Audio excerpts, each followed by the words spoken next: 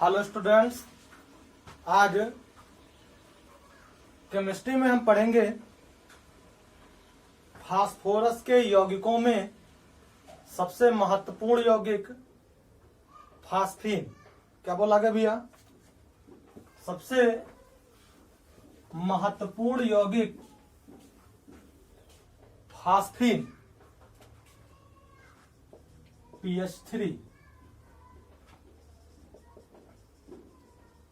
Phosphine. तो phosphine पढ़ने से पहले हम थोड़ी सी इसके बारे में जानकारी लेते हैं। फास्फीन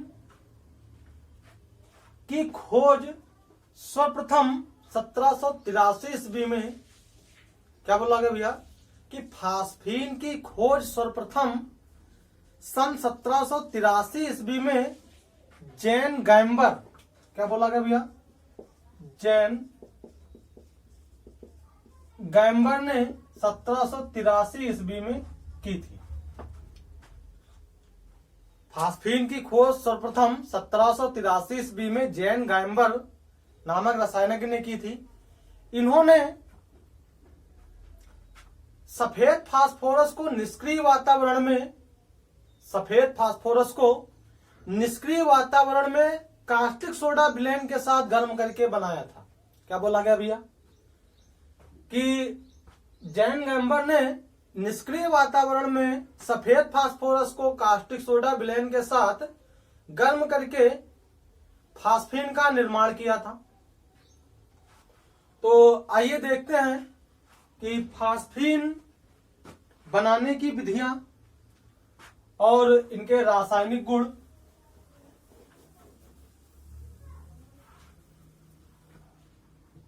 सबसे पहले बात करते हैं कि फास्फीन का निर्माण कैसे किया जाता है। तो फास्फीन के निर्माण में सबसे पहले हम पढ़ते हैं प्रयोगशाला विधि।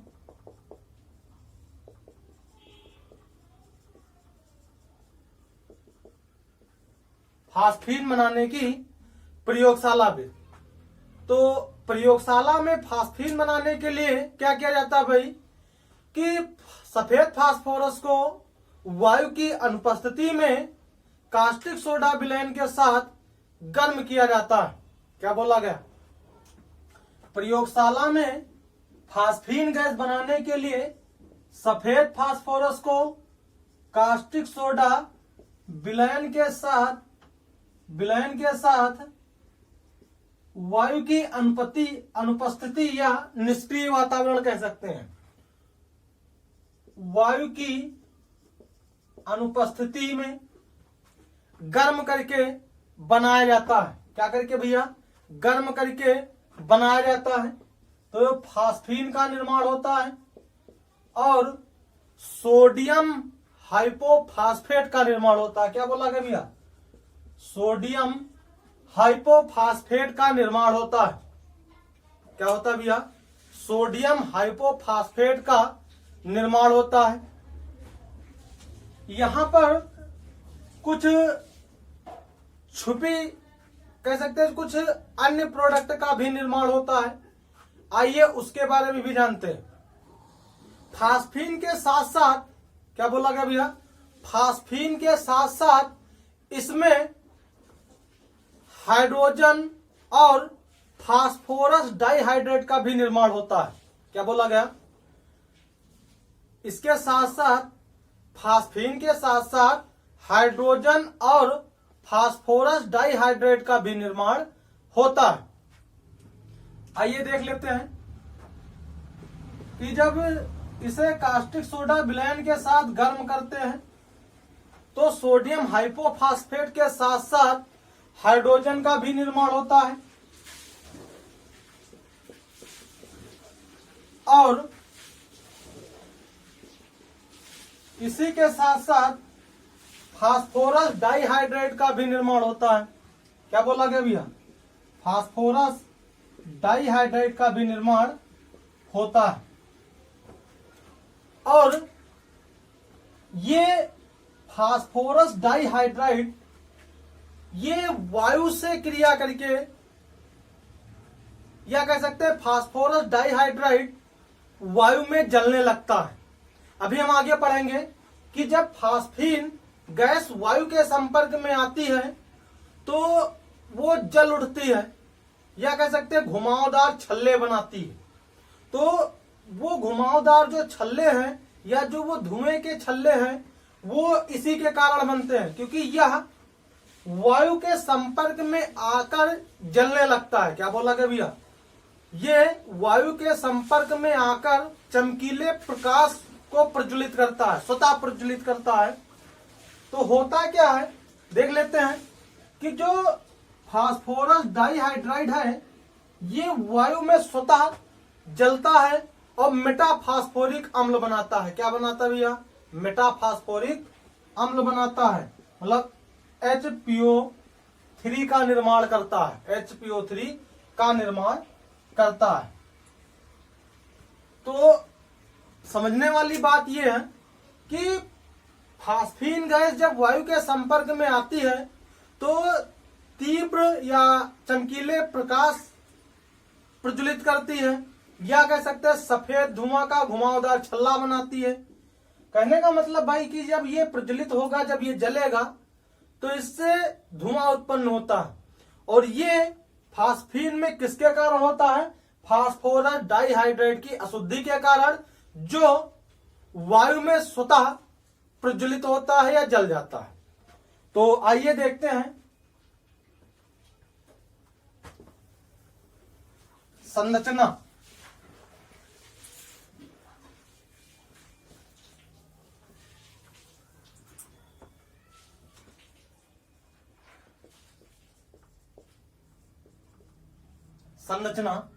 संरचना में देखते हैं कि फास्फीन गैस का निर्माण कैसे करते हैं। तो आइए देखते हैं। एक फ्लास्क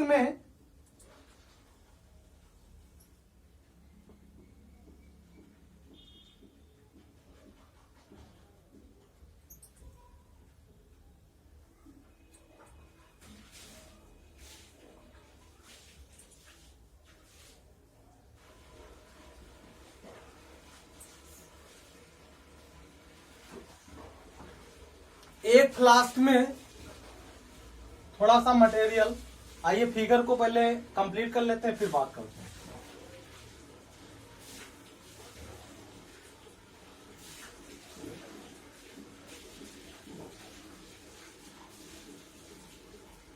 क्या बोला गया भैया कि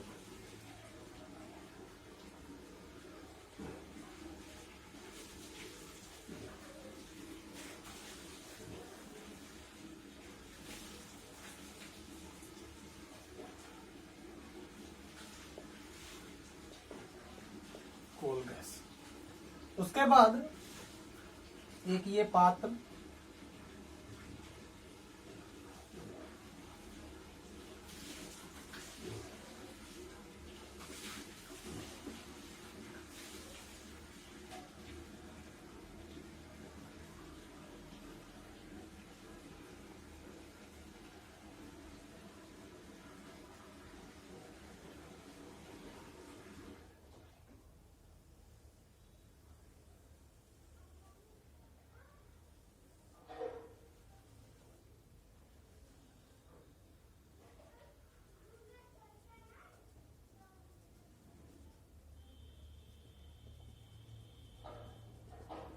इस नली को घुमाकर एक जल से भरे पात्र में डुबा देते हैं या जोड़ देते हैं।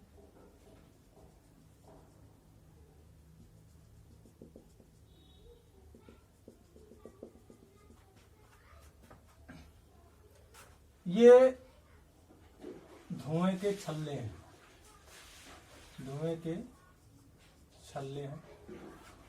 ये जल से भरा पात्र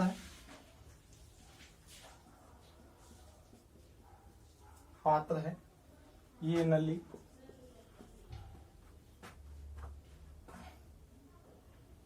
थोड़ा यहाँ स्टैंड वगैरह अपने हिसाब से हम समझ लेंगे कि भाई ये ऐसे रुकेगा तो है नहीं, ठीक है। तो आइए देखते हैं। अब इस ब्लेंड में क्या, इस फ्लास्क में क्या करते भैया? सफेद फास्फोरस, क्या बोला क्या भैया? सफेद फास्फोरस और सोडियम हाइड्रोक्साइड या कास्टिक सोडा का विलयन। ये क्या भैया, NaOH का विलयन। क्या बोला कि भैया, NaOH का विलयन। तो ये एक जनरली फिगर ऐसे बनाया। तो इसमें हमको समझना ये है कि भाई सफेद फास्फोरस और सोडियम हाइड्रोक्साइड विलयन को निष्क्रिय वातावरण में या वायु की अनुपस्थिति में जब गर्म करते हैं तो फास्फीन बनती है। क्या बनती है भैया, फास्फीन बनती है। और सोडियम हाइपोफास्फेट का निर्माण होता है। क्या होता है भैया, सोडियम हाइपोफास्फेट का निर्माण होता है। तो अभी हमने आपको बताया कि अगर इसकी लैंग्वेज लिखनी है तो क्या लिखेंगे भाई, कि एक फ्लास्क में सफेद फास्फोरस और कास्टिक सोडा विलयन को लेकर गर्म किया जाता है। क्या बोला गया भैया, गर्म किया जाता है। और फ्लास्क में कोल गैस प्रवाहित करते हैं। क्या करते हैं भैया, कोल गैस प्रवाहित करते हैं। प्रवाहित करने से मतलब यह है, कोल गैस को प्रवाहित करके इसको निष्क्रिय या जो वायु है वो उसको बाहर निकाला जाता है। या कह सकते हैं कि एक निष्क्रिय वातावरण बनाने के लिए कोल गैस को प्रवाहित किया जाता है। क्या बोला गया भैया, निष्क्रिय वातावरण बनाने के लिए कोल गैस को प्रवाहित किया जाता है। और फिर जब फ्लास्क वायु रहित हो जाता है तो इसको हम गर्म करते हैं, धीरे धीरे गर्म करते हैं, फिर तेजी से गर्म करते हैं। ठीक, जिसके फलस्वरूप फास्फीन गैस का निर्माण होता है। जिसके फलस्वरूप फास्फीन गैस का निर्माण होता है, जो नली से होती हुई जल में डूबी हुई निकास नली के द्वारा बुलबुले के रूप में निकलती है। और जैसे ही बुलबुला वायु के संपर्क में आता है, या कह सकते हैं ऊपर उड़ने लगता है, जैसे ही वायु के संपर्क में आता है तो वो तीव्र प्रकाश प्रज्वलित करता है, या कह सकते हैं सफेद रंग का छल्ला बनाता है या धुएं के छल्ले बनाता है। तो अभी हमने बताया कि इस फास्फीन के साथ साथ क्या बोला गया, कुछ मात्रा में फास्फोरस डाइहाइड्राइड का भी निर्माण होता है। कुछ मात्रा में फास्फोरस डाइहाइड्राइड का भी निर्माण होता है, जो वायु के साथ या वायु में स्वतः जलता है, और सफेद रंग के घुमावदार छल्ले बनाता है।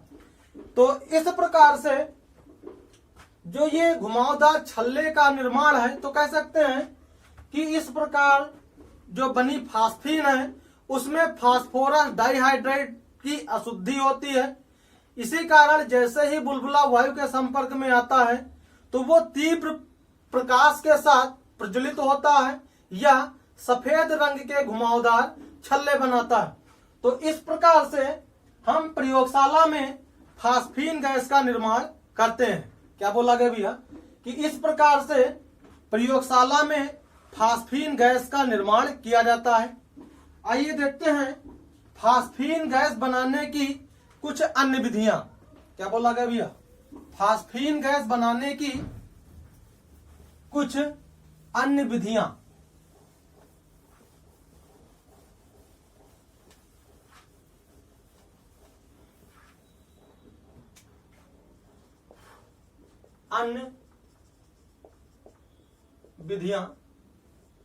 फास्फीन बनाने की कुछ अन्य विधियों में अगर आपको याद होगा तो कुछ हमने अपनी पुरानी विधियां पढ़ रखी हैं, जो प्रीवियस वीडियो में शायद फास्फीन गैस का निर्माण कहीं पर हुआ है, तो उससे भी हम इसका निर्माण कर सकते हैं। तो अन्य विधियों में हम सबसे पहले देखते हैं नंबर 1 कि आर्थोफास्फोरिक अम्ल को गर्म करने पर, आर्थोफास्फोरिक अम्ल को गर्म करने पर, एक मिनट भाई, ये आर्थोफास्फोरस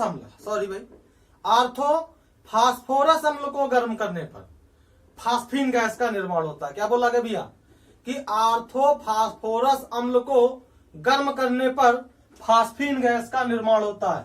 मतलब H3PO3 को गर्म करने पर, H3PO3 को गर्म करने पर फास्फीन गैस बनती है और आर्थोफास्फोरिक अम्ल का निर्माण होता है। आर्थोफास्फोरिक अम्ल का निर्माण होता है। और इस विधि से प्राप्त जो हमारी फास्फीन गैस है, इसमें हाइड्रोजन की अशुद्धि होती है, हाइड्रोजन की अशुद्धि पाई जाती है। इस विधि से प्राप्त जो हाइड्रोजन है वो इस विधि से जो प्राप्त फास्फीन गैस है उसमें हाइड्रोजन की अशुद्धियां होती हैं। अगली बात करते हैं कि फास्फोनियम आयोडाइड, क्या बोला गया भैया, फास्फोनियम आयोडाइड को पोटेशियम हाइड्रोक्साइड विलयन के साथ गर्म करने पर फास्फीन गैस उत्पन्न होती है। क्या बोला गया कि फास्फोनियम आयोडाइड को कास्टिक सोडा नहीं भैया, क्या भैया, पोटेशियम हाइड्रोक्साइड विलयन के साथ, KOH विलयन के साथ गर्म करने पर फास्फीन गैस का निर्माण होता है। फास्फीन गैस का निर्माण होता है। और अगर बात करें तो पिछली वीडियो में हमने कुछ शायद पढ़ा था कि कैल्शियम फास्फाइड को भी, कैल्शियम फास्फाइड की क्रिया अगर हम किससे कराएं, जल से कराएं। किससे कराएं भाई, कैल्शियम फास्फाइड की क्रिया अगर जल से कराई जाए तो फिर फास्फीन गैस का निर्माण किया जा सकता है या होता है। क्या बोला गया कि कैल्शियम फास्फाइड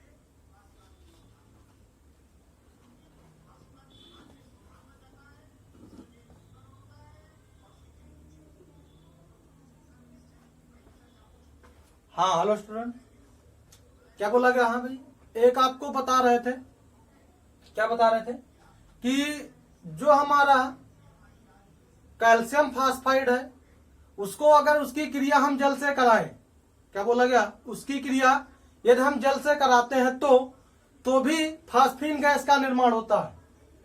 कैल्शियम फास्फाइड की क्रिया अगर हम जल से कराते हैं तो भी फास्फीन गैस का निर्माण होता है।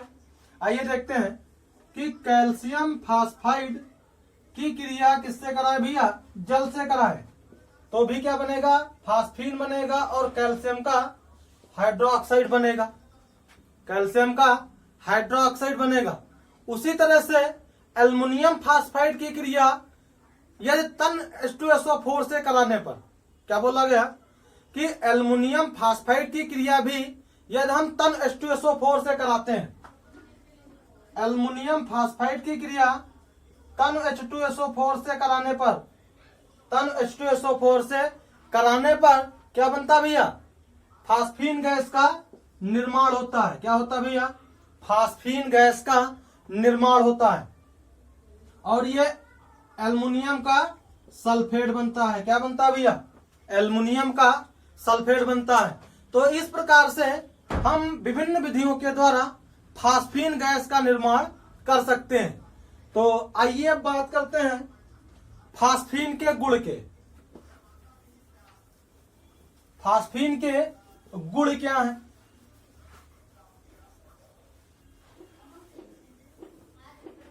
फास्फीन के गुण, तो आइए सबसे पहले बात करते हैं हम फास्फीन के भौतिक गुणों की। तो सबसे पहले देखते हैं, यह रंगहीन सड़ी हुई मछली जैसी गंध वाली एक विषैली गैस होती है। सबसे पहले बात करते हैं कि ये रंगहीन सड़ी मछली जैसी गंध वाली क्या है भैया, विषैली गैस है।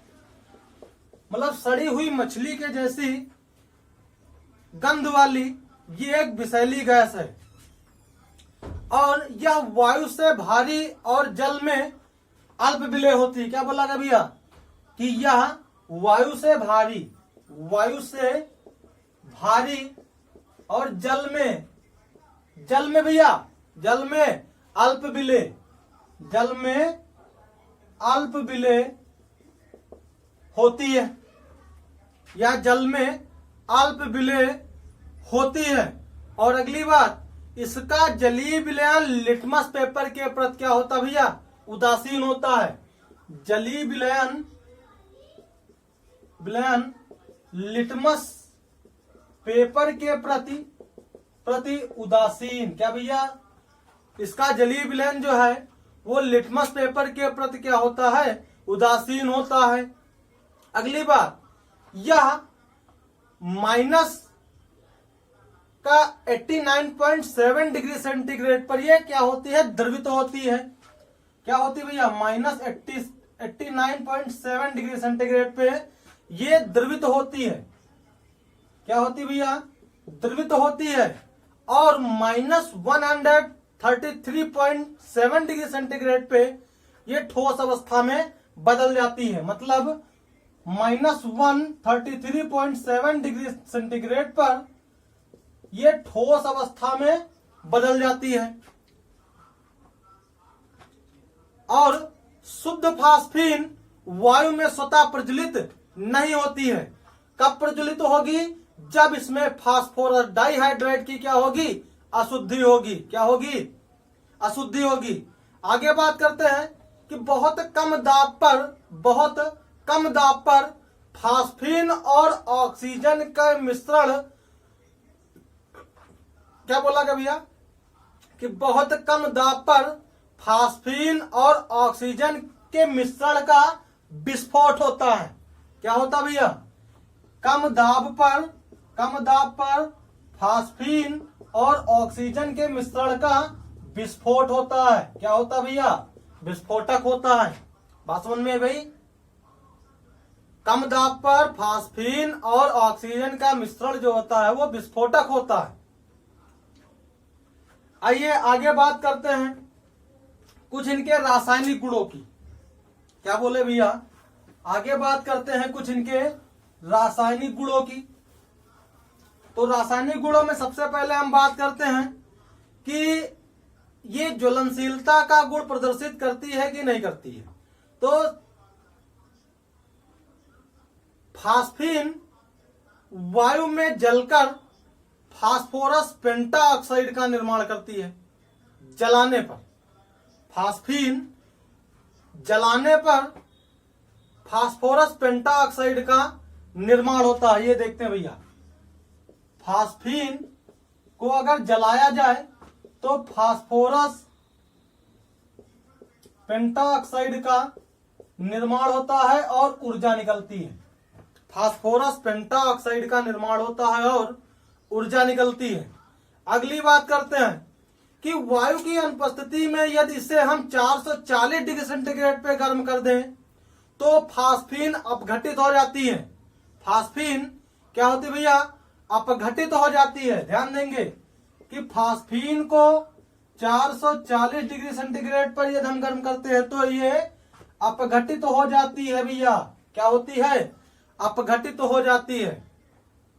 अगली बात कि फास्फीन गैस क्लोरीन गैस में जलती है या फास्फीन क्लोरीन गैस में जलकर फास्फोरस पेंटाक्लोराइड का निर्माण करती है। आगे देखते हैं भैया कि फास्फीन क्लोरीन गैस में जलकर फास्फोरस पेंटाक्लोराइड का निर्माण करती है। क्या करती है भैया, फास्फोरस पेंटाक्लोराइड का निर्माण करती है। आगे देखते हैं भैया कि फास्फीन सोडियम, गर्म सोडियम या तप्त सोडियम के साथ गर्म करने पर फास्फीन को गर्म सोडियम धातु के साथ क्रिया कराने पर सोडियम फास्फाइड का निर्माण होता है। क्या बोला गया भैया कि फास्फीन को गर्म सोडियम धातु से क्रिया कराने पर सोडियम फास्फाइड का निर्माण होता है और हाइड्रोजन बनती है। क्या बोला गया भैया कि इसकी क्रिया अगर हम गर्म सोडियम धातु से कराते हैं तो सोडियम फास्फाइड का निर्माण होता है। अगली बात देखते भैया कि अगर इसकी क्रिया हम किससे करा भैया, नाइट्रिक अम्ल से। किससे करा भैया, नाइट्रिक अम्ल से, या कह सकते हैं फास्फीन नाइट्रिक अम्ल के संपर्क में आने पर जलने लगता है। क्या होता है भैया, जलने लगता है और फास्फोरस पेंटाऑक्साइड का निर्माण करता है। आइए देखते हैं, फास्फीन नाइट्रिक अम्ल HNO3 के संपर्क में आकर जलने लगता है और क्या बनाता है भैया, फास्फोरस पेंटाऑक्साइड बनाता है। क्या बनाता है भैया, फास्फोरस पेंटाऑक्साइड बनाता है। कहने का मतलब है कि फास्फीन नाइट्रिक अम्ल के संपर्क में आने पर जलने लगती है। आगे देखते हैं अगला नंबर कि फास्फीन की क्रिया यदि हम हाइड्रोजन आयोडाइड से कराते हैं तो फास्फोनियम आयोडाइड का निर्माण होता है। क्या बोला गया भैया कि फास्फीन की क्रिया हाइड्रोजन आयोडाइड से कराने पर, क्या बोले भैया, फास्फीन की क्रिया किससे कराने पर, हाइड्रोजन आयोडाइड से कराने पर फास्फोनियम आयोडाइड का निर्माण होता है। क्या होता है भैया, फास्फोनियम आयोडाइड का निर्माण होता है। आगे बात करते हैं कि फास्फीन की क्रिया धात्विक लवणों के साथ कराने पर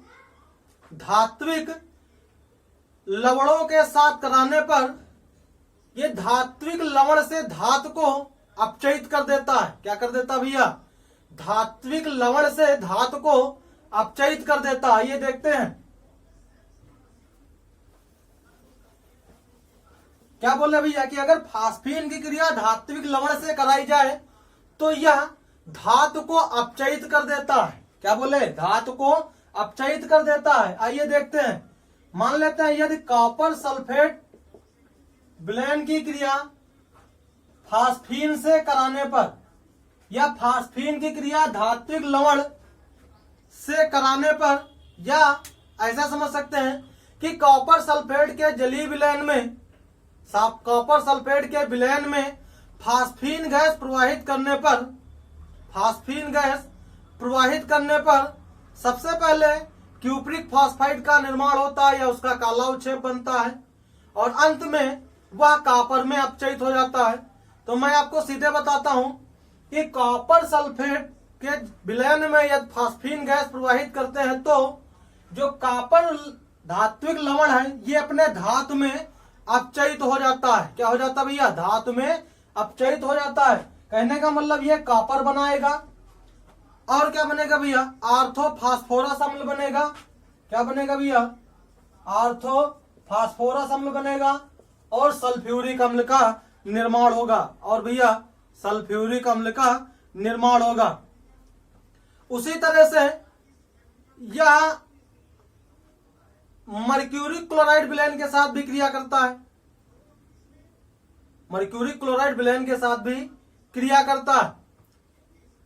और अगर आगे बात करते हैं तो यह सिल्वर नाइट्रेट के विलयन में भी यही अब क्रिया देता है। क्या देता भैया, सिल्वर नाइट्रेट AgNO3 की क्रिया अगर हम, या AgNO3 के विलयन में यदि हम फास्फीन गैस प्रवाहित करते हैं तो इसे सिल्वर में अपचयित कर देता है और ये क्या बनाएगा भैया, आर्थोफास्फोरस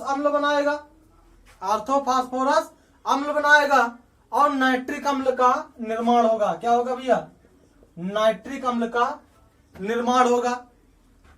तो इस प्रकार से धात्विक लवणों के साथ ये क्रिया करता है। आगे बात करते हैं इनकी कुछ योगात्मक अपक्रिया की। क्या बोला गया भैया, फास्फीन की कुछ योगात्मक अपक्रिया। तो आइए देखते हैं कि फास्फीन एल्युमिनियम क्लोराइड के साथ योगात्मक अपक्रिया प्रदर्शित करता है। एल्युमिनियम क्लोराइड और स्टेनिक क्लोराइड के साथ योगात्मक अपक्रिया करता है। आइए देखते हैं कि जो फास्फीन है वो एल्युमिनियम क्लोराइड के साथ योगात्मक अपक्रिया को प्रदर्शित करता है। आइए देखते हैं भाई कि एल्युमिनियम क्लोराइड के साथ फास्फीन योगात्मक अपक्रिया को प्रदर्शित करता है, अर्थात AlCl3 और फास्फीन युक्त संयुक्त यौगिक बनाता है। एल्युमिनियम क्लोराइड फास्फीन यौगिक। इसी तरह से ये स्टेनिक क्लोराइड के साथ अपक्रिया देता है। आइए आगे बात करते हैं कि फास्फीन नाइट्रस ऑक्साइड के साथ या कह सकते हैं फास्फीन और नाइट्रस ऑक्साइड के मिश्रण में स्फुलिंग कराने पर विस्फोट होता है। क्या होता है भैया? विस्फोट होता है। क्या बोला गया? फास्फीन और नाइट्रस ऑक्साइड के मिश्रण में स्फुलिंग कराने पर विस्फोट होता है।